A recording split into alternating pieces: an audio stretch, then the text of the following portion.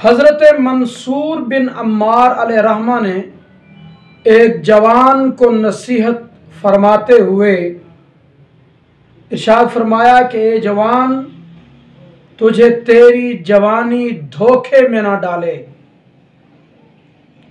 कितने जवान ऐसे थे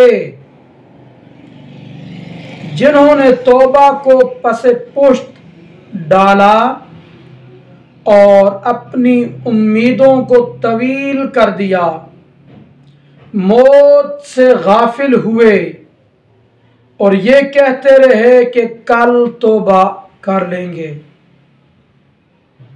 परसों तौबा कर लेंगे, यहाँ तक कि इसी गफलत में उन्हें मौत आ गई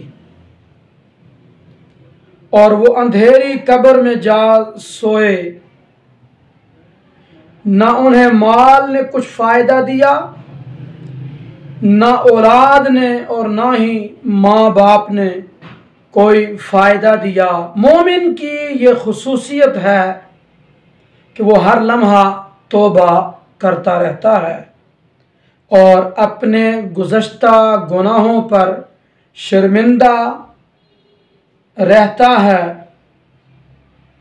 दुनिया की थोड़ी सी दौलत जो बक़द्र ज़रूरत है उस पर राज़ी है और दुनियावी मसरूफियात को भुलाकर आखिरत की फ़िक्र करता है।